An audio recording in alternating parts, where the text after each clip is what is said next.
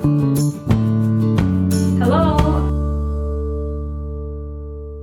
guys, and welcome to my channel and to this video.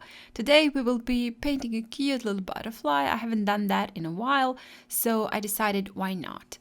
I will start today with a sketch and I will just show you how to draw exactly the same symmetrical butterfly. Quite simple, easy, and I guess that will help you a lot when maybe sketching a butterfly or any other animal or subject that is actually symmetrical, so this could be used for.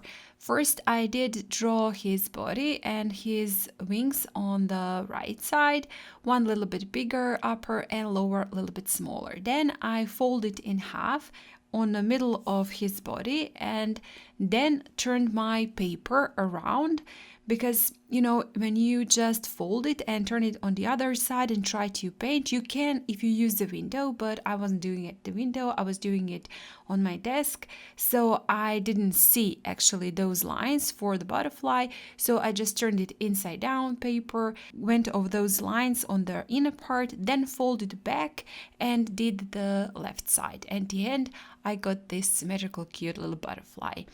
After that, I will just trace it onto my watercolor paper, and actually again you can use window for that, or maybe if you're using a block of paper as I am, you can scribble on the back of your paper and trace it like that if you don't have a graphite paper. I am using almost always when tracing a graphite paper for my traces, so if you don't have it, there is a way to do it. And when finished with tracing, I'm using this kneaded eraser, artist eraser, to pick up the excess graphite, and not really to lighten my sketch because the lines will be a little bit darker, but I didn't want it to pick up that excess graphite because I don't like when I start to paint with water to move that graphite all over my paper. And after that, this time I did not pre-wet the paper, but you can by all means do that if that's what you like.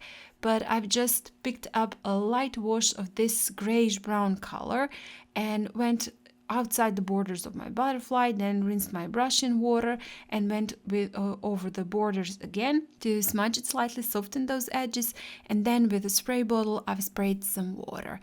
And that's basically it. I left it to dry completely, and when it dried completely, I moved on to the details, and I'm starting off with his upper right wing. And you know, as you can see in the finished painting, I really wasn't trying to paint it exactly the same left on and right side. There are quite a lot of differences. Just try to make it somewhat similar. I do believe it is a little bit more interesting if it's not completely the same, but if you want to make it the same, you can definitely do that. You can maybe even add lines with a pencil to, you know, help yourself, to guide yourself, make the guide. I did not want it to do that. I do like when it has different sides, one and the other similar, but a little bit different.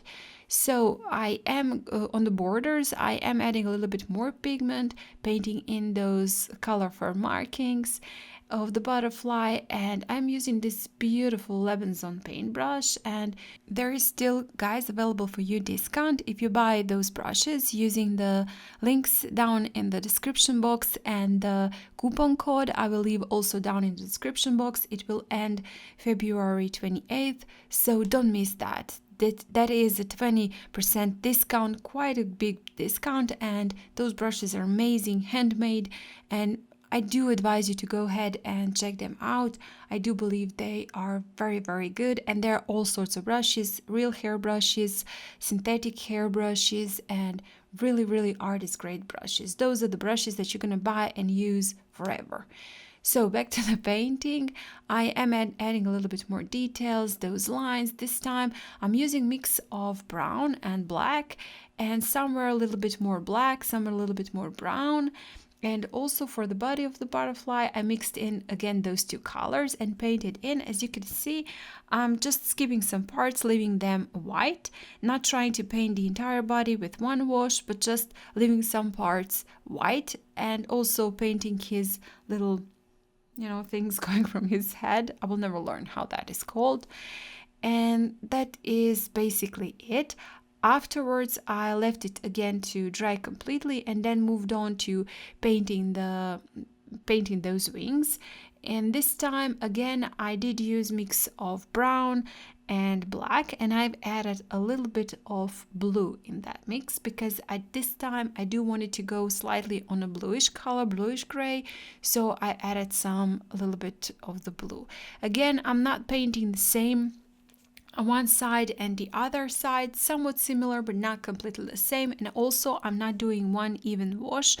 I'm just picking up the paint from my palette, adding it to the wing of the butterfly, then rinsing my brush in water and soften those edges, smudging it slightly and spreading the paint with a clean brush this time, so it does get a little bit darker in one place and a little bit lighter in the other place. And also I've smudged slightly that paint for the body because I did not want it to leave those white spots. I did want to make those spots also somewhat colored in very, very light wash, adding a little bit more details, darker paint to the edges of the butterfly, a little bit more of the sprinkles. And with that, I'll be finishing off this painting and this video. Quite simple and easy and very fun to do if you don't know what to paint and you need a simple idea to paint. Well, I think this one is it. And also you can use any colors you like. You don't have to use these colors that I'm using. It can be a very colorful butterfly.